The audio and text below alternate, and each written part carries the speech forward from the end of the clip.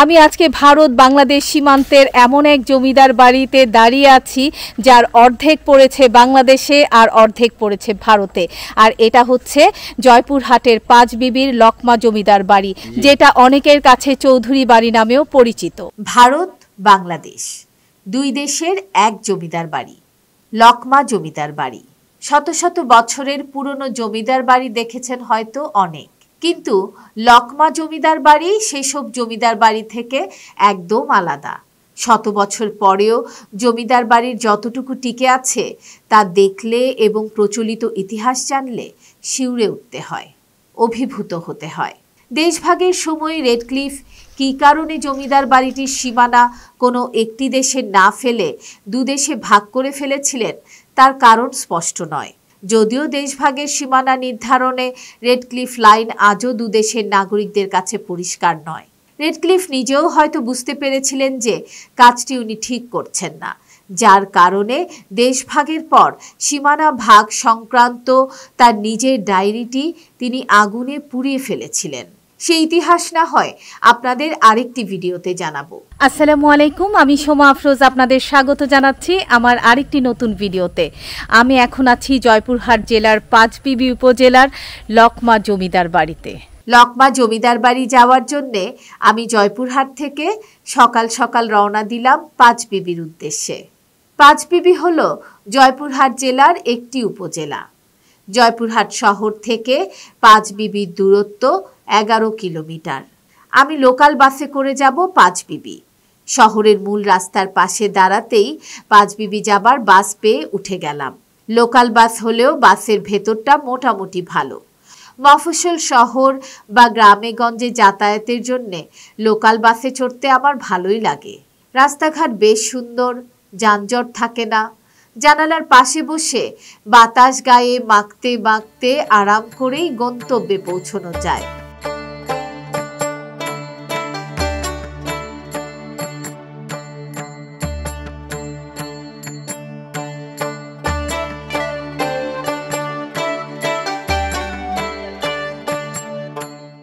অনেক জায়গায় থেমেও 11 কিলোমিটার দূরত্বে পাঁচবিবি পৌঁছাতে আমাদের 40 মিনিটের মতো লেগে গেল। পাঁচবিবি নেমেই একটি অটো ঠিক করে চললাম লকমা জমিদার বাড়ির দিকে। পাঁচবিবি বাস স্ট্যান্ড থেকে লকমা জমিদার বাড়ির দূরত্ব 8 কিলোমিটার। অটো ড্রাইভার ইউসুফ ভাইয়ের সাথে কথা বলে জানলাম জমিদার বাড়ির কিছুটা আগ থেকেই মাটির রাস্তা আছে। একদম জমিদার বাড়ি যেতে পর্যন্ত সময় লাগবে আমাদের 40 মিনিটের মতো। তা লাগুক, আমার অত তাড়া নেই। গ্রামে আসলে সময় একটু ধীরেই চলে। চারদিকে শহরের মতো অত ব্যস্ততা নেই, কোলাহল নেই, ঊর্ধ্বশ্বাসে ছুটোছুটি নেই, ধুলোবালির উড়োউড়ি নেই। এসব নেইকে গ্রামে এসে খুব উপভোগ করি। পিচঢালা পথ ছেড়ে অটো এবার চলে এলো মাটির রাস্তায়। এ রাস্তা ধরে অল্প কিছু দূর গিয়েই পৌঁছে গেলাম লকমা জমিদার বাড়ি। রাস্তার পাশে খোলা ছোট একটু জায়গা, একটি চায়ের দোকান আর সামনে একটি মসজিদ ছাড়া আর কিছুই চোখে পড়ল না। আগে থেকে সব পরিষ্কার ছিল। সরকার যখন নিয়ে নিয়েছিল এখানে গেট ছিল, টিকিট সিস্টেম ছিল আগে। এখন এখানে একটা বিষয় একটা মেলা লাগছিল, ওই মেলার মধ্যে সার্টাস ছিল, ও বিনা টিকিটে দেখবে, মানে টাকা দিবে না। এগুলো ধরা হয় একটা লাইনে একটা লোক মেরেই ফেলেছে, সেখান থেকে আর ইয়া করে না। চায়ের দোকানের পাশে কলা গাছের সারি আর বেশ ঘন জঙ্গল দেখতে পেলাম। তাহলে জমিদার বাড়ি কোথায়? লোকজন বলল এই ঘন জঙ্গলের পরেই রয়েছে লকমা জমিদার বাড়ি। আমি এখন সে পথ ধরেই এগিয়ে চললাম।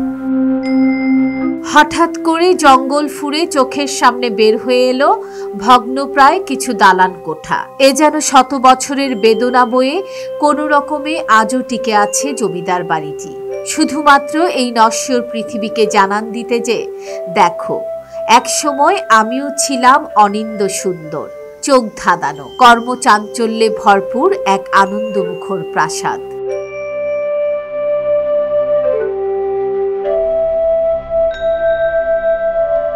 এটা তো লকমা জমিদার বাড়ি নাকি নাকি আর কিছু বলে এটাকে? লকমা জমিদার বাড়ি। দাঁড়িয়ে আছি জয়পুরহাটের পাঁচবিবি উপজেলার লকমা জমিদার বাড়িতে। লকমা জমিদার বাড়ি শুরু হচ্ছে এদিক থেকে, এই পুরোটা ঘিরেই আসলে জমিদার বাড়ি। কিছু জায়গা চলে গেছে মাটির নিচে, এদিক থেকে এখানে ঝোপঝাড়ের মধ্যে হঠাৎ দেখতে পেলাম একটি পাথরের সিংহ একদম ঝোপের মধ্যে বসে আছে। একটি সিংহ, পেছনে পাঁচিল, হয়তো এখানে পাঁচিল ছিল, চারপাশ দিয়ে ভাঙা পাঁচিল দেখা যাচ্ছে রাজবাড়ির। কারা ছিল বাড়িটা? এগুলা মেলা কাহিনী, বহু কাহিনী। এরা দুষ্ট লোক ছিল, আগেকার যুগের দুষ্ট লোক ছিল। এরা মানুষের খুব অত্যাচার করতো। জমিদারের নাম কি? হাদি মামুন চৌধুরী। হাদি মামুন চৌধুরী। অত্যাচার করতো, এরা ডাকাত দুষ্ট ছিল। এরা মরে গেছে, তার বালা বংশটা আছে, আমরাই বালা বংশ। আপনারাই? আমাদের বাড়ি সরকারধারী। আচ্ছা আচ্ছা আচ্ছা। ওইটার বাড়িতে খাড়াইয়ের বাড়িটা পুকুরের উপরই, ওই বাড়িটা আমার। আমার বাপে হলো হাদি চৌধুরী। ও, আপনারাই তাদের বংশধর? এই সেই জমিদার বাড়ি। জানা যায় আজ থেকে প্রায় 500 বছর আগে এই জমিদার বাড়িটি তৈরি করেছিলেন হাদি মামুন চৌধুরী নামে এক ব্যক্তি। কথিত আছে এখানকার যারা জমিদার ছিলেন তারা বেশ অত্যাচারী ছিলেন। এক সময় তাদের একজনকেও গায়েবী আওয়াজ পান যে আজকে সূর্যাস্তের মধ্যেই এই বাড়ি ছেড়ে দিতে হবে, নইলে অনেক ক্ষতি হতে পারে। তখন থেকেই নাকি সন্ধ্যায় সবাই এই জমিদার বাড়ি ছেড়ে চলে যান, সেটা জমিদারি প্রথা বিলুপ্তির আগেই। আর তখন থেকে এই জমিদার বাড়িটি একেবারেই পরিত্যক্ত হয়ে আছে। এই জমিদার বাড়িটি পড়েছে ভারত বাংলাদেশের একেবারে সীমান্তে। এখানে কোনো কাঁটাতার নেই, রয়েছে সীমান্ত পিলার এবং জমিদার বাড়ির চারদিকে ঘুরে বেড়াচ্ছেন বিজেপি সদস্যরা, যেহেতু এটি একেবারেই সীমান্তে। এই জমিদার বাড়ির জমিদারির প্রায় পুরো এলাকাটি পড়ে গেছে ভারতীয় ভূখণ্ডে। শুধুমাত্র জমিদার বাড়ির ধ্বংসাবশেষটি টিকে আছে বাংলাদেশের জয়পুরহাটের পাঁচবিবি উপজেলায়। ভারতে বেশি পড়ে গেছে এই জমিদার বাড়ি? হ্যাঁ, ভারতে বেশি পড়েছে। সামান্য আছে খালি এই লকমার, সামান্য আছে, আর সমস্ত ভারতে পড়ে গেছে। নাপাড়া, চকপাড়া, এলা সমস্ত চলে গেল এলা ভারতের মধ্যে। এই সামান্য না খালি আছে, এটা পশ্চিম কোরিয়া বলে ধরে। আর এই এনেই খালি লকমা আসবে, এইটাই। এপাশ দিয়ে পুরো বাড়িটি মাটির নিচে চাপা পড়ে আছে, একটা মাত্র সিঁড়ি ওপাশে আছে। সেই সিঁড়িটি দিয়েই আমি এখন এই ধ্বংসপ্রাপ্ত জমিদার বাড়ির ছাদে উঠব এবং ছাদ থেকে আপনাদের দেখাবো পুরো জমিদার বাড়ির ভিউটি। এদিক দিয়ে একটি রাস্তা চলে গেছে।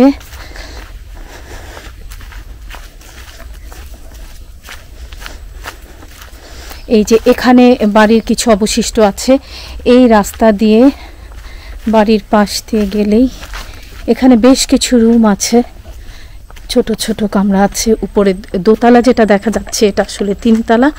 এই দিক দিয়ে হচ্ছে সিঁড়ি। এখন আমি এই সিঁড়ি দিয়ে উপরে উঠব।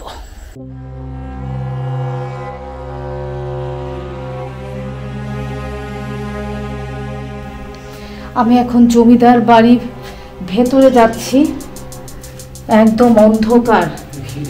এখানে সিঁড়ি তো কিছুই দেখা যাচ্ছে না। আচ্ছা, লাইট লাগবে।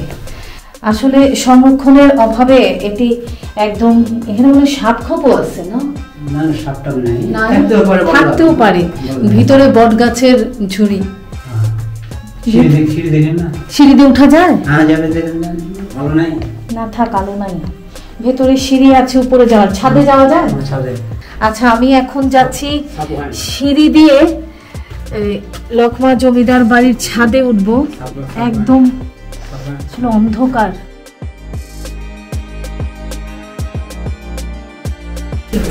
লাইট ধরো, লাইট ধরো, কিচ্ছু দেখা যায় না।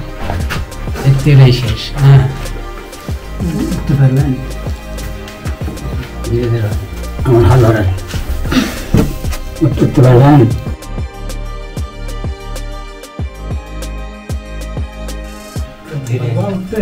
দেখতেছি খুব ধীরে, বাড়িতে উঠতে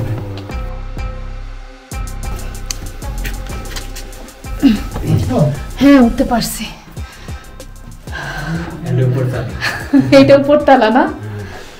আচ্ছা, এটা কি দোতলা না 3 তলা?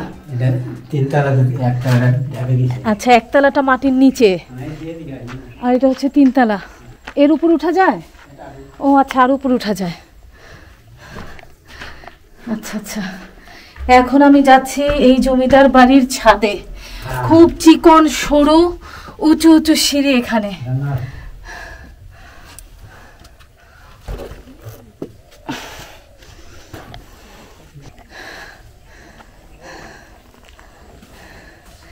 এখান থেকে এখন পুরো জমিদার বাড়িটি দেখা যাচ্ছে।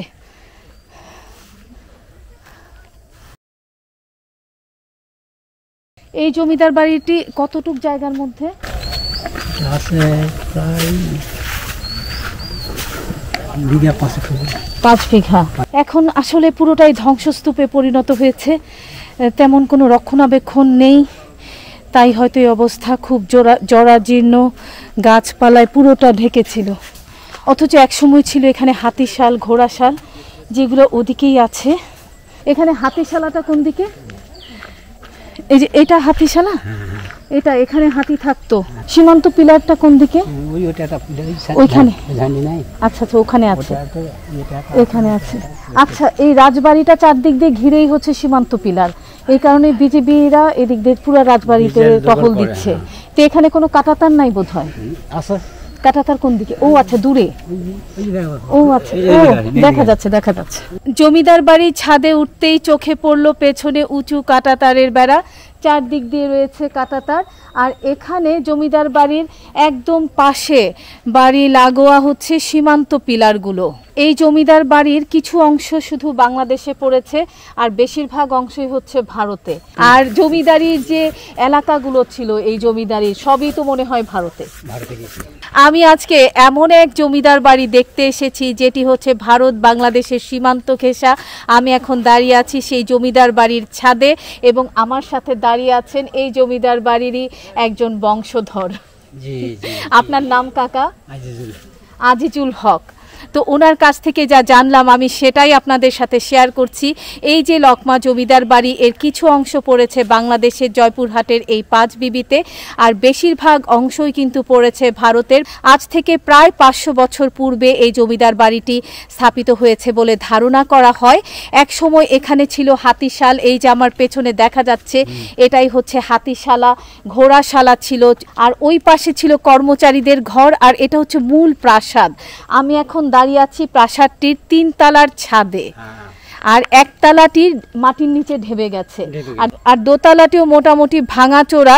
তারই চিকন একটা সিঁড়ি দিয়ে অনেক কষ্টে এই কাকার সাথে ছাদে উঠলাম, যাতে আপনাদেরকে পুরো জমিদার বাড়িটি সুন্দর করে ঘুরে দেখাতে পারি। প্রতিদিন অনেক দর্শনার্থী এই ঐতিহাসিক জমিদার বাড়িটি দেখতে আসেন, কারণ এটি শুধু একটি জমিদার বাড়ি নয়, বাংলাদেশে তো অনেক পুরনো জমিদার বাড়ি আছে। এই জমিদার বাড়ির বৈশিষ্ট্য হচ্ছে এটি একমাত্র জমিদার বাড়ি যেটি হচ্ছে একদম সীমান্ত ঘেঁষা। যেই জমিদার বাড়িটিকে সব সময় বিজেপি পাহারা দিয়ে রাখছে, কারণ এই জমিদার বাড়িটিকে ঘিরে রেখেছে সীমান্ত পিলার, এবং কয়েক গজ দূরেই হচ্ছে কাঁটাতারের বেড়া। তাই জায়গাটিও খুব সেন্সিটিভ। এ কারণেই এখানে অনেকেই দেখতে চায় যে সীমান্ত ঘেঁষা জমিদার বাড়ি কেমন হয় এবং কি অবস্থায় আছে। তো এটাকে এখন সংরক্ষণ করার কোনো উপায় নাই, কেউ এটা দেখাশোনা করে না। বাড়িটা যারা যারা মালিক আছে তারা এটা দেখাশোনা করে। সরকারিভাবে কোনো উদ্যোগ নেওয়া হয় নাই না? হয়তো সরকারিভাবে উদ্যোগ নিলে এটা আরো পরিষ্কার পরিচ্ছন্ন থাকতো। রাস্তাটাও, আসার রাস্তাটাও খুব ভালো হতো। আসার রাস্তাটাও ভালো না, আসতে খুব কষ্ট হয়েছে, মাটির ভাঙাচোরা রাস্তা। তাহলে হয়তো অনেক পর্যটক এই ঐতিহাসিক বাড়িটি দেখতে আসতে পারতেন যদি এটা একটু ভালোভাবে সংরক্ষণ করা হতো। আমি আপনাদেরকে দেখাচ্ছি যে সিঁড়িটা দিয়ে আমি উপরে উঠে এসেছিলাম, এখন আমার নামার পালা। এই খাড়া সিঁড়ি দিয়ে এখন আমাকে নামতে হবে।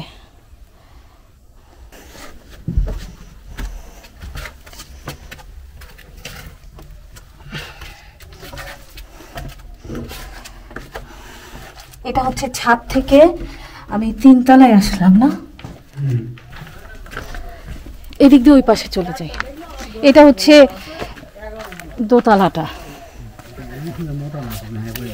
এই পুরো জায়গাটা মনে ছিল ভেঙে গেছে এই পাশটা না। এখন আমি জমিদার বাড়ির আরেকটি অংশে এসেছি, এটাও তো অন্ধকার। কি এটা?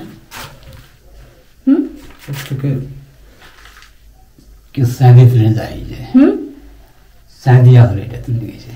দেয়ালে যে গর্তগুলো আমাকে দেখাচ্ছেন, এই জায়গাগুলোতেই লুকোনো ছিল গুপ্তধন, আর এটাই ওনাদের ধারণা।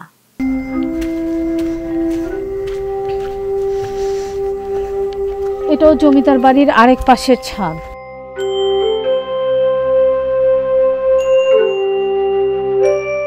এই জায়গাটা একটা উঁচু মাটির ঢিবি। আসলে এখানে জমিদার বাড়িটি পুরো ভেঙে ধ্বংসস্তূপে পরিণত হয়েছে। উপরে এখন মাটি ভেঙে মাটির নিচে চলে গেছে।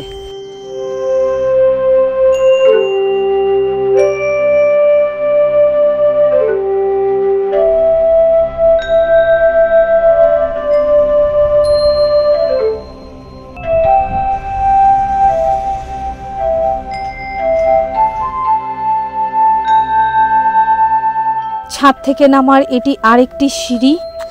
জমিদার বাড়ির আরেক পাশ দিয়ে উঠেছিলাম, এখন নামছি আরেকটি পাশ দিয়ে।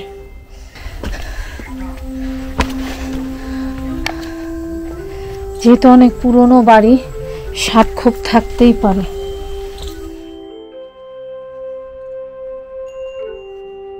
জমিদার বাড়িটি চারদিক দিয়ে বিজিবি সদস্যরা টহল দিচ্ছে, ভেতরেও ঘুরে বেড়াচ্ছে। যেহেতু এটি একেবারেই সীমান্তের মধ্যে, এর পাশেই রয়েছে সীমান্ত পিলার। আমি একটু সামনে গিয়ে আপনাদের সীমান্ত পিলারটিও দেখাবো। এই হচ্ছে জমিদার বাড়ির পাশের সীমানা।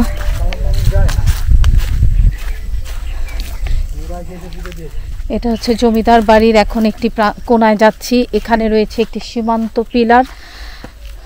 এই যে এটি হচ্ছে জমিদার বাড়ির এক কোনায় একটি সীমান্ত পিলার, বাঁশঝাড়ের নিচে 277 নাম্বার সীমান্ত পিলার। এই যে আমি এখন যে পাশে দাঁড়িয়ে আছি, এটা হচ্ছে ইন্ডিয়া, অর্থাৎ জমিদারি সীমানার বাইরের পাশটা। আর এদিক দিয়ে ঘুরে আসলে ভেতরে এই যে এ পাশে লেখা 277 বাংলা, এটা হচ্ছে বাঁশঝাড়ের পাশে। অর্থাৎ এখানেই বাংলাদেশের সীমানা শেষ, কিন্তু জমিদার বাড়িটি রয়ে গেছে। আর এখানে হচ্ছে ইন্ডিয়ার সীমানা। এদিক দিয়ে গেলেই আসলে এই সামনের পুরোটা অঞ্চলই হচ্ছে ভারতের। এখান থেকেই দেখা যাচ্ছে আসলে সীমান্ত পিলার থেকে যে নির্দিষ্ট দূরত্বে কাঁটাতারের বেড়া থাকে, সেই দূরত্বে এখানে কাঁটাতারের বেড়া আছে এবং ওয়াচ টাওয়ারও দেখতে পাচ্ছি। এই কাঁটাতারের ভেতরে যে জমিগুলো রয়েছে, এগুলো ভারতীয় জমি। ভারত থেকে এরা একটা নির্দিষ্ট সময় বাংলাদেশে আসে এবং এই জমিতে কাজ করে তাদের ফসল নিয়ে চলে যায়। ওয়াচ টাওয়ার এবং তার পাশে গেট রয়েছে, সেই গেটটা খুলে দিলেই ভারতীয়রা এ প্রান্তে চলে আসে। ওই যে ওইখানে একটা পিলার আছে না?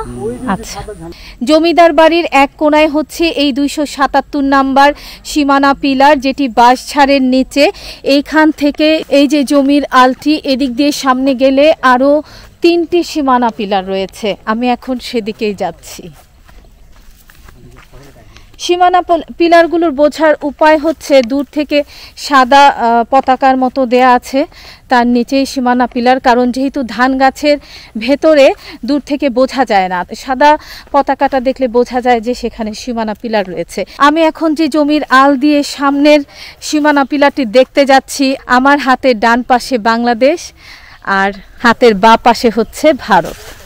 মনে হচ্ছে আলের থেকে একটু নিচে নামতে হবে, এখানে বেশ ঝোপঝাড়। আসলে সামনের সীমানা পিলারটি একদম ক্ষেতের মাঝখানে, আর যাওয়ার রাস্তাটাও খুব একটা ভালো না, ঝোপঝাড়ে ঘেরা। চলে এসেছি সীমানা পিলারের কাছে। এই হচ্ছে সীমানা পিলার। এটিও 277 নাম্বারের সীমানা পিলার। এই যে এই পাশে ধান ক্ষেতের পাশে বাংলা, আর আমি যখন আলের উপর দাঁড়িয়ে এ পাশে আসছি, এটা হচ্ছে ইন্ডিয়া লেখা।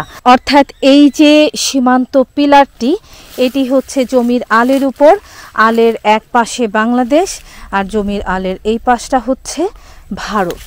এখান থেকে এই আল ধরে সামনে গেলে আরেকটি সাদা পতাকা দেখা যাচ্ছে, তার নিচেও আরেকটি সীমান্ত পিলার রয়েছে, সেটিও সাদা রং করা। এখন যাচ্ছি সেখানে।